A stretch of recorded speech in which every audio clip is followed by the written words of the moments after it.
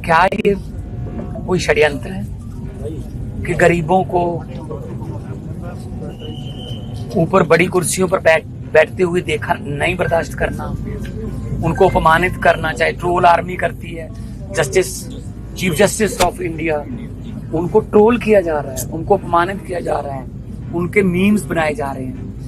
मतलब ये तो बहुत ही दुखदायक है। भारत एक गुलदस्ता है, गुलदस्ते में एक ही रंग के फूल थोड़ी चलेंगे। एक ही रंग का गुलदस्ता अगर होगा तो ज्यादा देर देख नहीं पाओगे। गुलदस्ते में अलग अलग रंग के फूल, अलग अलग सुगंध के फूल हैं, तो गुलदस्ता अच्छा लगता है। अगर कोई आम घर का बेटा, कोई गरीब घर का बच्चा पढ़ लिख के ऊपर तक पहुंच गया, तो उस लेवल पे भी आप उसको मतलब काम नहीं करने देते, जाओ उसको ऐसी टिप्पणियां करते हो, ऐसी उसको अपमानित किया जा रहा है उसको, कि वो इस लेवल का स्टेप लेने पे मजबूर हो गया कि अपनी जान दे दे।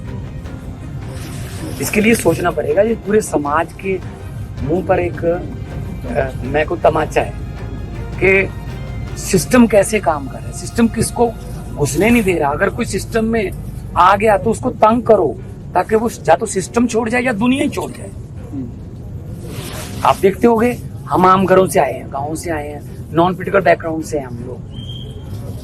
जो सारे जो पहले सीजनल पॉलिटिशियन हैं, सारे विरुद्ध हो गए मेरे।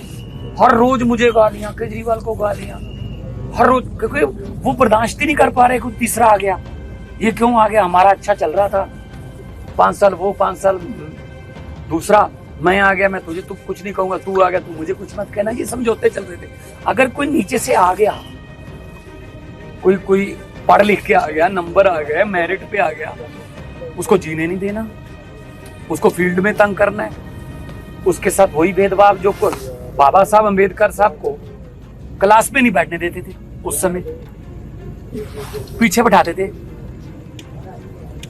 और बाबा साहब ने भी यही लिखा था, अम्बेडकर साहब, कि शिक्षा वो शेरनी का दूध है, जो इसको पिएगा वो दहाड़ेगा।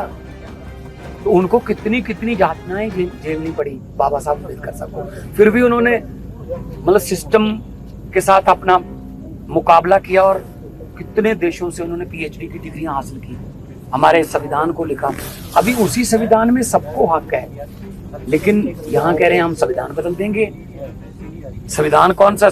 वो क्या कह रहे हैं, एक वो जो यूपी से कोई जो गवाही साहब के बारे में कह रहे हैं, सिस्टम भी हमारा है, व्यवस्था भी हमारी है, राज भी हमारा है, क्या कर लोगे? मतलब हद है। ऐसा लॉ कर रहे हो। आपके चीफ जस्टिस साहब ने, चलो उनका बड़ापन है कि उन्होंने कहा कि मैं माफ करता हूँ इसको, लेकिन सरकार को तो सुमो तो लेना चाहिए ना, कि उनको सजा दो। जो ट्रोल कर रहे हैं बाद में, कि उनके मीम्स, उनके कार्टून बनाए जा रहे हैं, ये तो बहुत ही मतलब न्यायपालिका पर भी हमला है, दलित समाज पर भी हमला है। और मतलब दुख से कहना पड़ रहा है कि 2025 में हमें ऐसी घटनाएं देखने को मिल रही हैं, सुनने को मिल रहा है।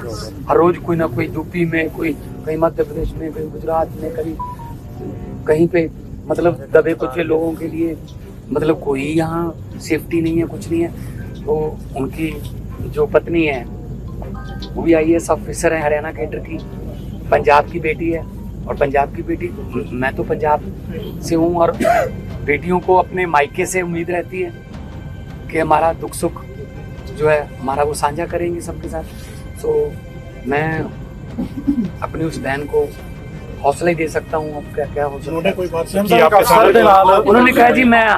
उन्होंने कहा है जी, हम तो नौकरी पेशा लोग हैं, हमने नौकरी करनी है, पूरे परिवार ने करनी है, छोटी बच्चियां हैं, वो भी मतलब बहुत इंटेलिजेंट लड़कियां हैं, मिली थी दोनों बच्चियां, वो भी पढ़ रही हैं, कि जी हमें इंसाफ दे दो।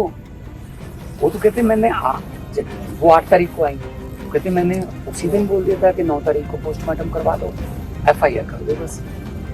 तो FIR की उसमें नाम ही नहीं लिखा किसके खिलाफ है। तो इसका मतलब तो कुछ उनके मन में है कि इसको बाद में कुछ कर लेंगे, इसका टेम्परिंग कर लेंगे या कुछ भी कर लेंगे।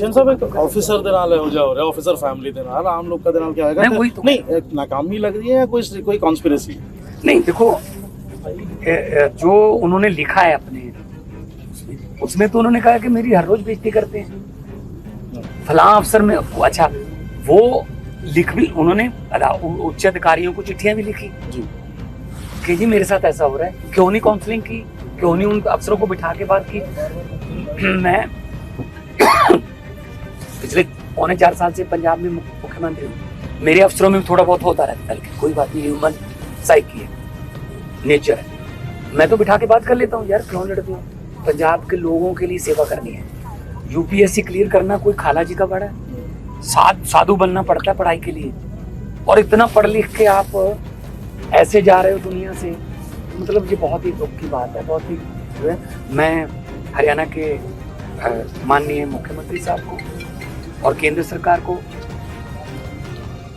विनम्र बेनती करना चाहता हूँ कि इस परिवार के साथ खड़िए, उनको कोई एक बंदे को बचाने के लिए आप कानून को ताक पे नहीं रख सकते कि जो आपका कोई फेवरेट अफसर होगा, नहीं उसको कैसे करें जी, उसको ना करें जी, क्या बात, कानून से ऊपर थोड़ी होता है कोई।